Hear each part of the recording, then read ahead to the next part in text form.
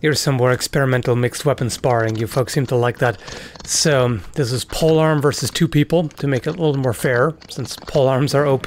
This is a rubber partisan head from Purple Heart Armory. The link is in the video description. I guess it's debatable just how fair it is, because even though it's 2 versus 1, it's single-handed sword versus polearm, and there's really only so much you can do with a single-handed sword against that much reach and leverage and power.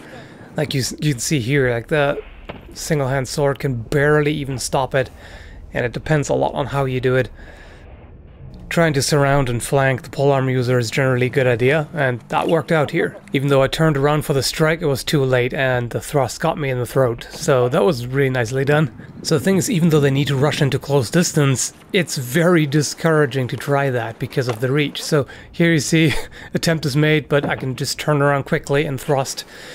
It's very, very hard to get into the right distance for the single-hand sword to even strike. And if I just keep pushing it and feint high, thrust low, or vice versa, it's extremely hard to deal with.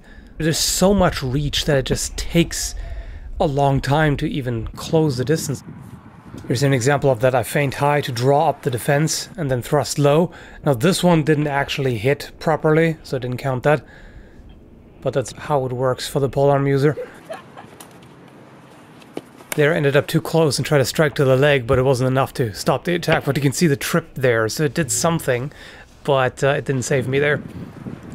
So, I mean, there's definitely a certain challenge in facing 2 people, of course. Only time when spinning is acceptable. Yeah, me joking about the spin there. This is really a time when it can make sense, when you're dealing with multiple opponents. There's a thrust to the throat, and then I don't even know what happened here.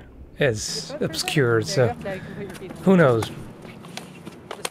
They're working together nicely there, and I made the mistake of not trying to finish off the closer opponent immediately. You can see Stuart's cut even partially deflected my strike there and threw it off, so that's some nice teamwork. And by the way, I'm actually a total beginner with polearms. I've practiced with them occasionally, but I haven't really trained with them intensively based on the manuals the way we do with longsword, for example.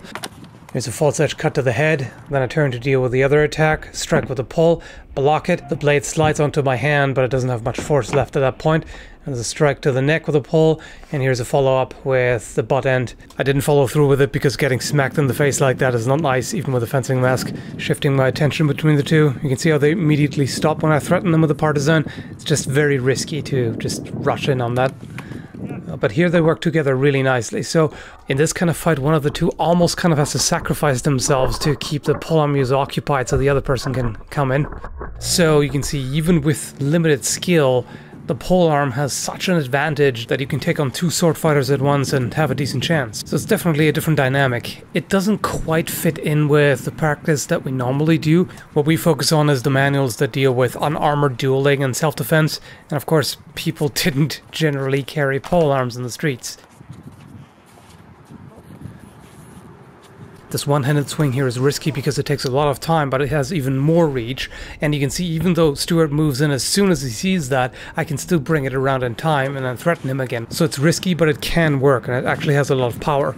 Here again is the high feint and then the low thrust. That's very difficult to deal with. I should also make clear that this is not supposed to be a general representation of what sword versus polearm fights would be like. This is just what we did on that particular day.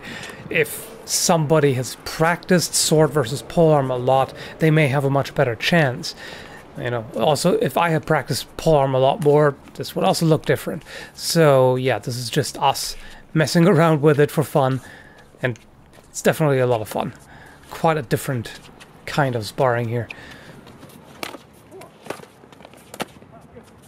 Okay, so here I'm trying to keep track of both of them. But I messed up. Here's a cut to my arm, which I didn't actually notice at the time.